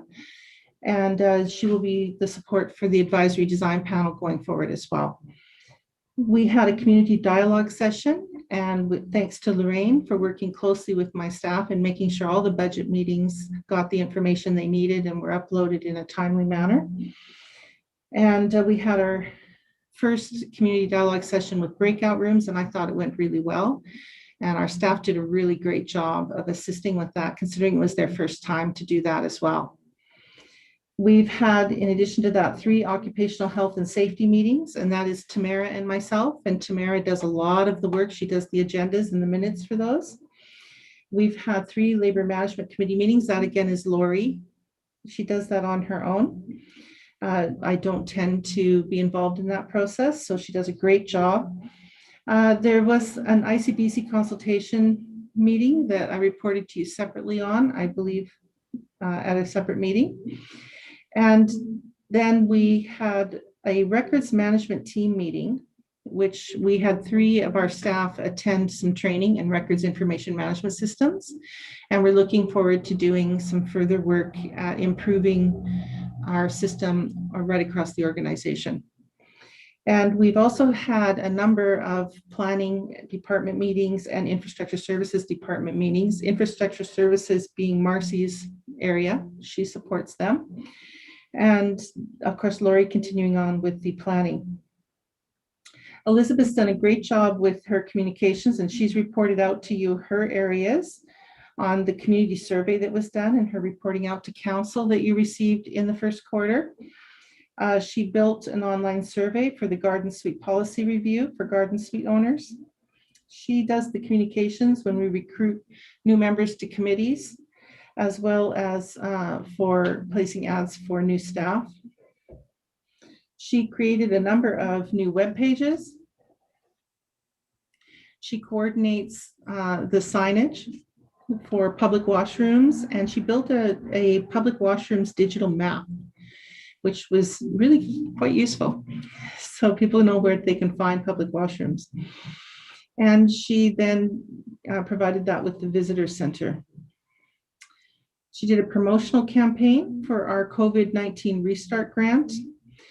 And then the homeowner grant change, she did communications process to let the public know about that. She did a letter for the residents on the North Fletcher project, and also works with Cloud9 from time to time because we were having an issue with getting the newsletters out to our subscribers. And once they got that resolved, she noticed the number of people reading and accessing the newsletter went way, way up. So good on Elizabeth for figuring that out and fixing it. She does the talk of the town in the local newspaper. There was one for each month. And she did some communications on the placement of the AEDs for people suffering cardiac distress or heart attacks or arrests. She created and submitted an ad for the Sunshine Coast Tourist Guide and the Seniors Directory. And she did a lot of the communications around our 2021 budget. We continue to work through FOIs. FOIs are very time consuming. There's one that's been outstanding for some time, and it required 2 of the staff to be redirected to work on it. It was over 5,000 pages. They've compiled a very large package that I am working through as I'm able. I don't have a lot of extra time, but I'm doing the best that I can do. There's another outstanding from 2020 that is quite large. And then I have 5 new ones that have come in the last couple of months. We provide admin support for bylaws and policies and making sure that they get onto the agenda, reported out to council properly, and just basic support. Often they are drafted by others, but we will then come in and make sure it gets brought forward to you. Correspondence is a very large item. You will see that Tracy handles a lot of correspondence. She does the CRFs and she sends responses to the various people who submit things through the mayor and council at gibsons.ca and the info@gibsons.ca. So she received 163 emails through the one and 239 emails through the other that need to be processed and responded to. So Lori Mosman is the admin assistant to building and planning departments. In addition to writing letters, she sends out mail outs for development permits. She processes the building permit applications and the development applications. So there were 29 new applications she processed in 21 development, and she has closed 29 building permits and closed 17 development permits during the 2021 first quarter. And she's processed 29 purchase orders. And Marcy's been handling the GEDEU disconnections. She's processed, or she's been providing admin support for that. I shouldn't say she's handling it. She provides the admin support to that. So she has processed 13 during the first quarter. It's a fair bit of work that goes in there. You can see in the report more detail on that. She has submitted 22 web GIS updates. These are mapping updates and information requests to the SCRD. So she primarily provides support to infrastructure services. And so you'll see most of her work is around supporting them in what they need to get done. I myself have processed some permits for use of public space. And I've provided some support on legal issues, some of them being bylaw or policy review, and some being responses to requests from lawyers regarding legal issues that affect the town. I also provide service as a commissioner for taking oaths and certifying that something is a true copy. And I mostly do this for pensioners who come through the front door, and usually they don't make an appointment, they just show up. A large part of my time goes to, and I overlooked the submission of packages to the land title office. We've been working out some kinks in that. They've got a new web filing system. They're not used to seeing a corporate officer who is also a lawyer. I didn't fit neatly into one of their categories. So it took us some time to figure out which juriscert they would allow me to use, whether it was as a lawyer or as a corporate officer. They're working on improving that, but in the meantime, it was quite a challenge. The information technology can take anywhere from 15 minutes of my time in a day to 4 hours of a day. Sometimes it takes me right off my schedule for the better part of a day. It's rarely planned. You'll see a more thorough report with regard to the IT support that is ongoing. We have quite a bit happening, and we've increased it quite a bit as a result of COVID and the need for people to work from home. as well as the need for meetings to all be held electronically. So we have certain projects that we're doing. We have been trying to do a better managed fiber optic system. So we've moved 2 of the buildings into TELUS and switched them over to TELUS. We were between 2 different service providers. Now we have 1 service provider across the board. We have also a transition to a VoIP system, VoIP, voice over, I'm not sure if I can remember exactly what it stands for. My apologies. So it's a new telephone system. And we are looking into making sure our infrastructure will support it. It was something that Lindsay began and was working with TELUS on. And Tamara has been extremely helpful in helping me work that out. So that is an ongoing project. And I believe we will be having some work being done on site in the near future. And it'll probably be about a week-long porting process once we start integrating to the new system. In addition to that, we have coming up the need to fix our patches on some of our servers, so which is affecting our backups. And backups, as you know, are legislatively required both on-site and off-site. So that's a really important thing, but it's going to require an outage of our system. So it's likely going to happen in the night or in the wee hours of the morning. I'm not sure what time yet. We had a meeting, or I had a meeting with our Cloud9 representative, and they provided me with a quarterly report. We had 341 support tickets submitted by town staff in the first quarter. And 3 of those were considered critical. Critical means very serious. It was fixed, and it ended up not to have any kind of lasting or ongoing serious impact, but it alerted us to an issue in our system that was very, very important to be addressed immediately. And we had one that was considered high priority, which is a little less of a serious impact, but still serious. And then the rest, 337, were of a much lighter impact. So that can absorb quite a bit of my time. Some of these things, when they get reported to Cloud9, I may not even be aware of them. Some of them I will be very involved in. It depends on exactly how it's reported and who else is involved, whether it requires my direct involvement or not. So the thing I'm really looking forward to is continuing to work together with our admin team in taking a look at how our work is distributed right across the board and pulling together. We continue to work towards reviewing with council the correspondence. We will be coming back to you with further reporting on that. The council code of conduct is still on our plate.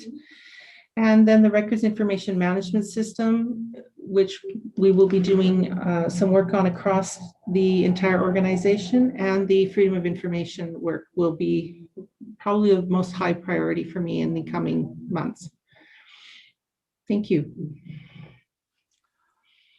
I'm tired just listening to you. Thank you. Appreciate that. That's significant volumes of work which supports the rest of the organization, which is and council, and that's significant. And something we have to look at. I'm still convinced that we have to look at that. I'm still see needs that this council needs to move forward on. So we'll do that. Questions, Councilor Ladwig? Yeah. Yeah, thank you, Corporate Officer. That is an exhausting list of work items. Earlier in our meeting this afternoon, I talked about wishing to see an org chart. And so I'm looking forward to seeing that when we receive it. I would also be very curious. I don't care if it was chicken scratched on a napkin. I would be very curious to see if a position that you had requested earlier to council, how that would structure, how that would change the org chart under your envelope of responsibility. I'd be curious to see how that would adjust things. I'd be happy to do that. I did have an org chart, but it isn't one I felt comfortable releasing because it had names and whatnot, and I wasn't sure how private it might be. But I believe our HR department will have something that they can forward, but I could certainly take a look at what it might change and what it might look like. In my one-on-one meetings with staff, there's a number of things that I have seen that I thought might make improvements as well. And I met with Lindsay. I don't feel comfortable making drastic changes that she's going to inherit when she comes back, but I did meet with her and she seemed quite delighted with the suggestions. I think she's on board with them. So it's important to me to be respectful of the fact that she will be coming back to whatever we do. I appreciate that. Thank you. Councilor Diandrat? Yeah, I see that a big part of your work has been computer related. And I wonder if, because I had in the past a situation where I used to have in my office people coming and maintaining long distance or once in a while when we had a problem. And then I hired a company that they were there like doing maintenance every month and on top of everything, and all the problems were gone because they would update the systems. So I almost feel like if the town could attempt a model and then use some of the fundings to really, perhaps I know some of the COVID funding were used for computers, but pretty much I know we were in a need before to update the system, but a big issue has been COVID, right? If COVID hasn't taken place, we could have this change a little bit slower. So I wonder how the town can be a little bit more aggressive in using these funds and doing bigger investments in the computer, because I obviously I can see how much work is involved in your everyday, and I understand, but I can see a lot of, I think this tech part, it's almost like it has to be addressed regardless. So why not a more robust investment in that? Because once you solve, these patches, all these things that have to be done, a lot of the problems will go away. One of the things that the new phone system will do is enable us to forward messages straight to we have 5 locations. So currently, if a phone call comes in to the main telephone line for parks or public works or the wastewater treatment plant, we can't just forward that call to them. So one of the things the new phone system will do is enable us to do that. The other thing it will do is people can take their phone off their desk, take it home, and when someone calls their direct line, they can answer it at home. They don't have to have their cell phone on them at home. So that will be an improvement also because it provides voicemail. Right now, we don't have voicemail to our individual direct lines. That's anticipated to change as well. So that should improve some of it. Right now, we work quite closely with Cloud9. While they're on site full-time 1 day a week, and more if we need them to be, we would have to schedule it if we wanted more. They do also respond by email quite regularly. So a lot of these 341 support tickets won't require someone on site. They can access our computers by remote and do work. If someone's working from home, they can access their computer by remote if they're having a problem when they're working from home. So they are very good. I'm not sure when you say a more robust plan, maybe that's something you could tell me more about. Maybe you have some ideas. But certainly we are constantly looking for ways to improve that. I know Tamara has been really helpful, and Tracy was helping me today with cell phones. So cell phone is another thing that isn't covered by Cloud9. That's something that Lindsay or myself were just doing. So Tracy kind of took that off my plate today because the new staff coming into Public Works requires replaced cell phones. These are little things that can take quite a bit of your time. So, yeah, but thank you. We'll continue to look for ways we can do better. Maybe we can borrow some of the new staff from the SCRD or the District Seychelles. Mark, do you have any comments?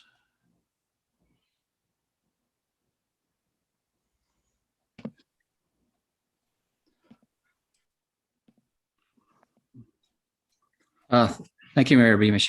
Just echoing what's been stated, there's some opportunities with the COVID funding if it's eligible to upgrade the computer work, computer technology that we have with some of these funds. I believe that's possible, which would help us, going forward in the future. Having said that, I think the workload is still substantive with or without COVID, especially in light of what Rebecca had just stated of what's on her plate and what's on her desk. And that's just my short-term observation, but I can certainly, during my time here, the next week or so, look into it more in depth and determine what type of structure is best in the administration department. Thank you. Councillor Kroll? Thank you for the report, Rebecca. And I think, what people fail to take into full consideration is the interruption factor. Like whether it's a phone call or someone sticking their head in your office door with a problem, it takes you away from your work. And then, you get 1 or 2 or 3 interruptions, which exacerbates the problem. And then it takes even longer to get back into the work stream you were in. So it's not only the workload, it's the number of interruptions that impact on your efficiency in the course of a day. So I think that's a big factor that really needs to be considered. And I fully appreciate the request that came through earlier for support. Thank you, Councillor Kroll. Okay, well, thanks. Seeing no other questions, I thank you for your report, and we'll work with you. We look forward to that. Thank you. Okay, we'll go on to the next item on the agenda, which is the development variance permit for 520 Abs Road. Katie Thomas, are you going to join us for this? I am. I'm going to share my screen here.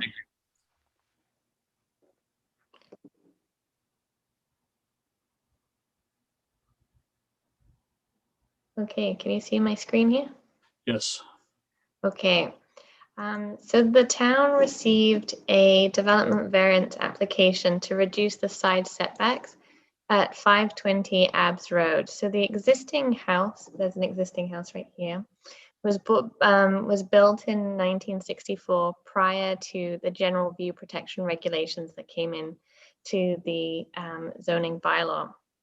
Now the property owners would like to undertake a substantial renovation and addition to this house. Essentially, they'll be using the same foundation and adding an addition to the front here, so kind of along this area and slightly out here.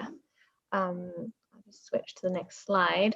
So as you can see here, the blue dotted line in this site plan is the existing home. The gray area is the proposed addition. Now the red lines are the setbacks in the zone. So this is an R1 zone, and the view protection area supersedes the 1 meter side setbacks for this area, and it speaks to a sum of 4.5 meters for both side yards, with a minimum side setback of 1.5 meters. So as you can see from this site plan, the existing home here is 1.3 meters from the side, from the property line right here, and it gets slightly bigger. It's 1.43 meters at this corner right here. Now, it's a non-conforming building, so if the renovation wasn't going to add or further encroach into this area, it would have been fine. The fact that the applicant proposes to add this 30 square foot addition to the building that makes the non-conformity worse, a variance is required to relax the side yard setbacks under Part 5(1)(b) of the zoning bylaw. So the variance request essentially is to allow for a side setback of 1.5 meters for the 1.3 meters for the least side, and 2.8 meters for the sum of both yards for this new dwelling. It's essentially a renovation. So the changes, this is the existing home. Now a plan check's been completed, and the proposed addition will come up to the height of this existing chimney here. Now, the property is located on the downhill side of Abbs Road, and the opposites the houses on the opposite side of the road look over the property rather than using this view corridor down the side to maximize their view. So this is the existing condition of the property. And this is taken from the sidewalk of the other side of the road.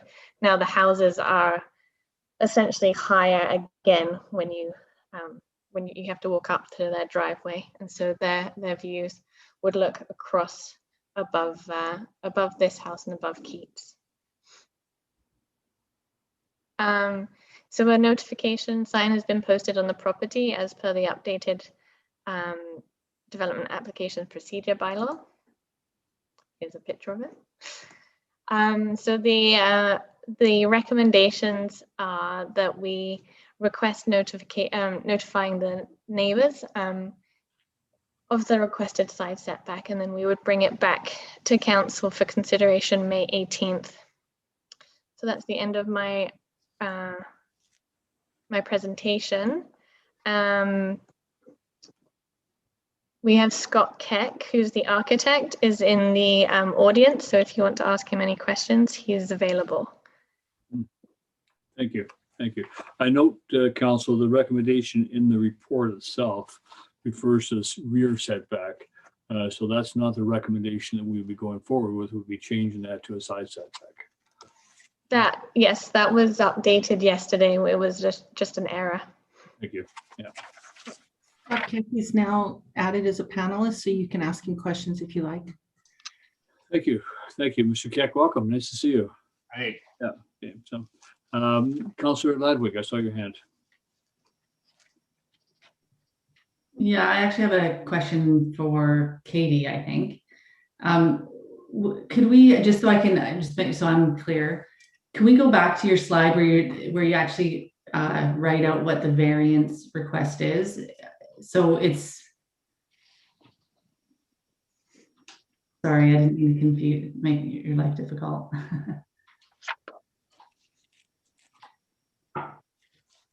So, okay, so it would be section 5.1b of the zoning bylaw to allow a side setback of 1.3 meters from what? Is it supposed to be 1.5?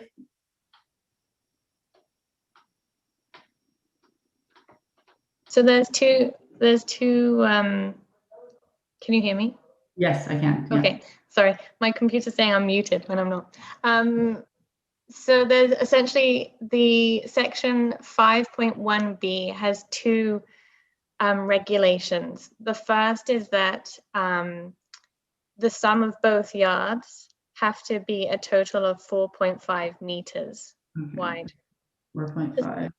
The second portion of that regulation is that the least, the minimum side yard or the least side yard distance is 1.5 meters.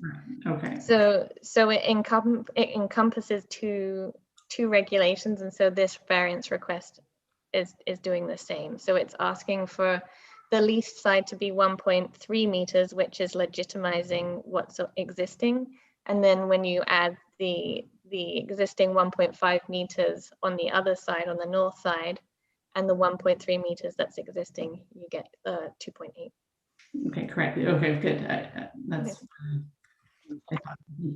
and then just one more question. how does this, the drawings are quite, what is this doing to the height restrictions? There's no variance to the height restrictions. There's no variance. So the height itself for the, essentially no, the addition and the renovation conforms to the zoning bylaw. The renovation itself will be, I think, 1.2 meters under the 8 meter maximum. And if they were building, if the footprint, if this house didn't exist and the footprint was going where the view restrictions ask it to go, like I'm thinking what it does to height. That would bring it down. It would probably bring the height down, yes. Right. Yeah. Yeah. Okay, thank you. Okay. Okay, Council, any further? Councilor Dean Drab? Thank you, Mayor. I think, my first question is when we see the house from the back, it seems one floor, but if I go to the other side, are they 2 floors? Okay. That's correct. Scott can also speak to that too. It's a 2-floor house. And so we're planning on keeping the basement level the same and the main floor level the same. So it'll remain a 2-story house. Okay. So the only, what I see here, and that's the part that I'm trying to get a better understanding of airflow and view, because when you look at from the back, even though the basement goes 1.3, it goes like almost underground, and you have a space for the car, which there's airflow, there's a lot of space there. So I think the plan is to push the whole house to the very edge. So now you have a big mass. It will be quite different, right? Because you're gonna have a bigger massing, right? And I think that's my concern, because you have 1.3 meters and the minimum would be 1.5. And then on the other side, you also have, it will be like less than, so there will be a total reduction of 1.3 for the setback. So it seems a lot. I think if the garage was in the same place, then it wouldn't really matter to me, right? I think the thing is, because now you're gonna have the building starting right at the edge. And I'm concerned with the view and even airflow, right? And we've even, okay, Katie. Sorry, just for clarification. So this house is existing, and so this is a renovation and addition. So the variance that you're looking at is just to essentially legitimize what's already there and to allow for a further a 30 square foot addition into that setback on the south side. So it's not making the building any wider, it's already that wide. I understand, but for example, you don't, unless I'm not understanding, perhaps I don't get it, but for example, where the car is, right? You don't have a wall on the left side. So the house ends from this view on the right side of the car, right? So is the footprint going where I see the end of the wall? Yeah, I see what you're saying. Now, yeah, I thought you were talking about the proposed carport. The existing carport is open, it's covered, so there is a roof mass there, but the building will change that opening, so you won't be able to see through that and onto the deck. There will be a building there. Yeah.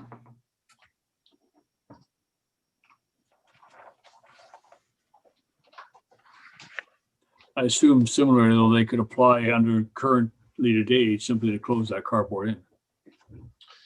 Yeah, I mean, if we were denied this application, I would probably do is propose just to notch out that green area and keep all the massing the same, because all the rest is conforming. So that carport would still be enclosed with the proposal.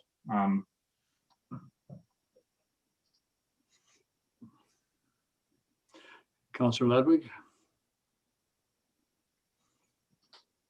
I'm jumping the gun. I was gonna say, let's move it forward. I mean, it's just sending it out to get community feedback. Yeah, that's all we're doing tonight is, I mean, typically on a variance is that the way the legislation is written is that where council intends to issue a variance, they have to first go to the public.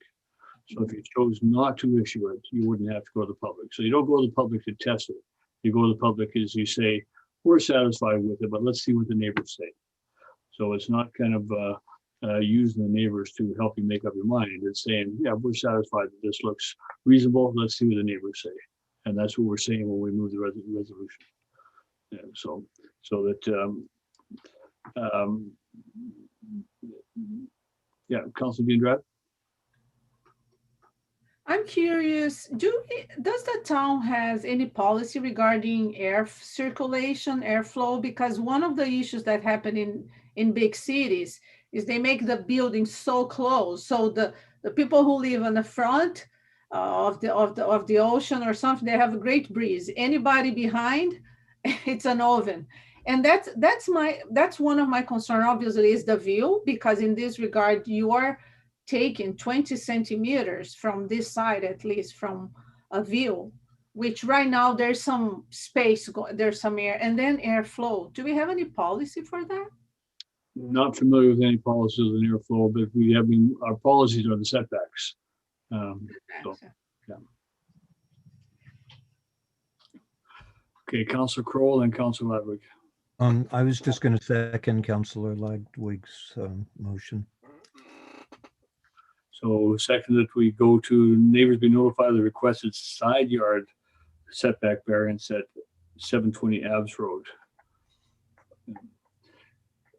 Councilor Ludwig? I wasn't totally putting that motion down on the table. I don't think Mayor Beamish, your further information about kind of what the variance process is in our role here. Let me kind of hold back just a little bit, I think, for a minute. So I do have a question for Scott. Can you not do a little adjustment here to make this not require a variance? It's so small. Yeah, I mean, it's funny because outside of the setback, there is the bay window. So you either have to kind of live with that bay window move as a thing, or if you don't want the bay window, then automatically that little square that's going to fill in the bay window is already outside of the setback. So for us, it was kind of like, well, we're going to be kind of going down this route anyway, so we might as well, make the bedroom, make the house what they want, which was a slightly bigger footprint. So it is kind of what it is. I mean, for me, it was a risk worth taking, and so it's kind of that's where we are now. You can just cut the bedroom off right there and just have a smaller bedroom and just. Yeah, but then it's the bay again. It's the bay window shape, so it's either like if you want like something slightly more modern, or just then you're already going to. If you want to square off that bay window, then you're increasing footprint no matter what. So it's like, to me, it was like, well, I don't think the bay window is working with the architecture that the client wants, and so here we are. So looking at the picture of the on page 87 of the house as it exists, and you see that little bay window sticking out there, you're kind of just taking the front line of that bay window and taking it right over the corner. Yeah, I mean, we are extending it a little bit further than that, and that's what the site plan shows. But even if we were in line with the bay window, we would still be filling in that little footprint of the bay window. So we would still be in the same position. So to me, it was like, well, let's just, if we can get how much more is like 3 feet going to matter for the design that they wanted. Right. you know, if it was, you know, 15 feet into the front yard, it would have been a totally different story, and I would not have proposed that. But to me, this seemed like a reasonable kind of ask. Yeah, I certainly have no problem with it as proposed. I mean, it's not taking up a lot more space. We're talking centimeters here, not yards. And one thing I'll say too is the view from the street, you can see over the house, but the houses on the other side of Abs are also much higher than the photo shows from the road. So they are, you know, several floors up still. So they are getting a much wider view than we even have access to as a pedestrian on that road. And looking through there, it looks like the vegetation cuts off that view as it exists now anyway, so the side of the house.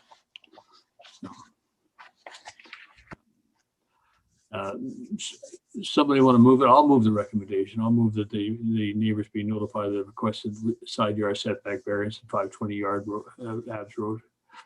Seconded by Councillor Kroll. Further discussion? Councillor Dindrad?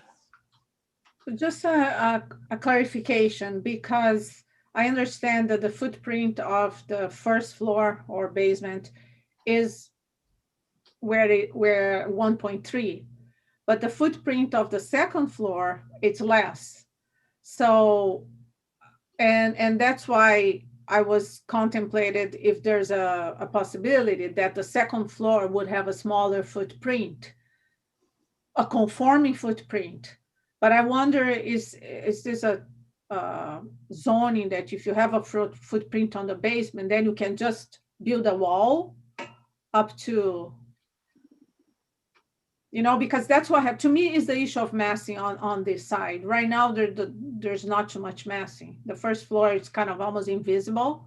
So I'm not actually, I don't have an issue with the front, you know, this little piece going up. To me, is more the massing that it's gonna go on 1.3 instead of 1.5. That would be the allowable.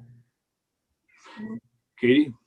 I just want some clarification. So the view, so the photo from the street is showing you the extent of the building as an uphill resident will see the property or someone walking past. So the variance itself is not making this any worse.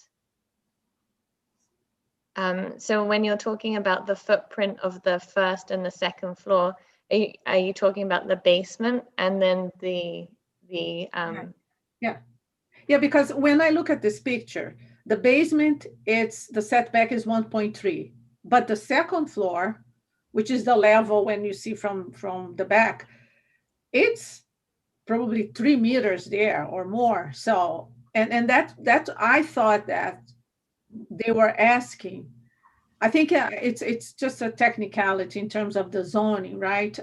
The footprint for the basement, I can consider is 1.3, but the house itself for the second floor, the garage is there, but the house, the wall, so it does, it seems you don't really see, right? When you look at the view, it seems very opened. But now you're saying you're gonna put a wall right there where there are, so to me that changed. But I think when you're asking a variance, are you doing a variance in terms of, perhaps I can share my screen again with the picture, and I think that might clarify things a bit better. I think you've got the site plan and the picture the wrong way around. So if I share my screen, hang on here.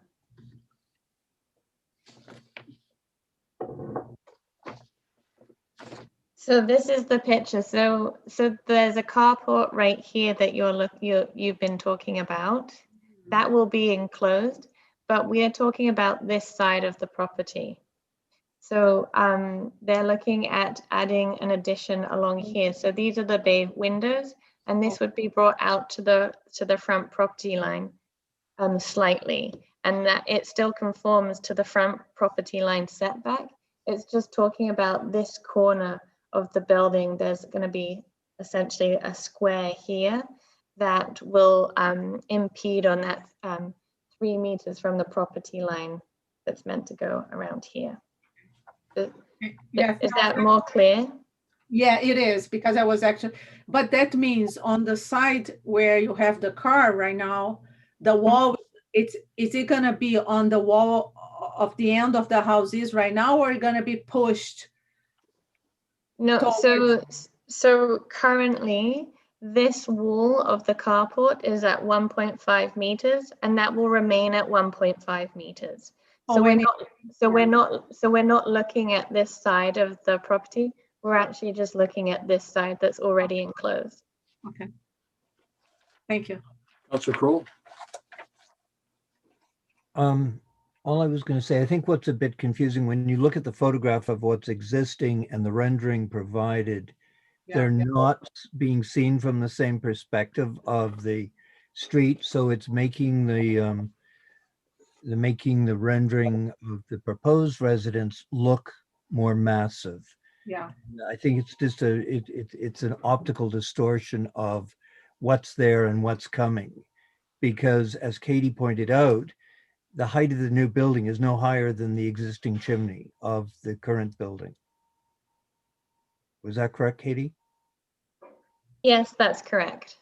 So the highest peak of what you're seeing in the rendering is no higher than the chimney of the existing building, and most of the new building is in fact lower than what's currently there. So, you know, the massing is actually in one sense probably not as imposing. It's just new architecture, which isn't being seen from probably the best perspective. Councillor Ledwidge? Well, and just quickly, I was going to say, from a massing perspective, we have a certain percentage that you're allowed to cover on a lot, and I'm assuming that this stays within its lot coverage requirement, or Katie would have brought it up. So from a massing perspective, it conforms. Recall the question. All in favor of the referral? Okay, opposed? Are you opposed, Councillor Diandrat, or are you in favor? You were late. I would support, and if I hear from, I was actually going to seeing the opposite, so that's why it was hard to. Thank you. Okay, we'll see what the neighbors have to say. Thank you, Scott. Council is in support of moving forward with it, so thank you. Councilors, given the time of the day now, and the fact that we have another meeting starting at 7 o'clock, I'm going to suggest that the next item on the agenda be deferred until the March 18 committee of the whole meeting. Sorry, May 18 committee of the whole. No. Councilor Diandrat? Thank you, Mayor. I understand it's challenging, but because this issue has been the agenda for over a year and a half, is it possible that we put first on the agenda and we have enough time to discuss? Because I think this is an issue that has to be well discussed. Yeah, that's fine. I mean, it is what it is. And the agendas are what they are, sort of thing. So we'll put on the agenda. That I don't know what else is on that agenda. I haven't seen anything coming up for it yet, but it should be dealt with. Councillor Ledwidge? I was just going to say, I support what Councillor Diandrat just requested there. It just occurred to me today, no fault of anyone's, because I didn't think of it until we were working our way through this agenda. Maybe in the future, if we have one particular development application or variance application, maybe we should put that at the front of the agendas too, so that poor folks like Scott doesn't have to sit through all our planning. It's just a thought for the future. Thank you. Okay. Council, is there anything else you want to do this time? I don't. We do have inquiries. Let me see. Do we have anybody? We have one attendee. Elizabeth, do you have any inquiries?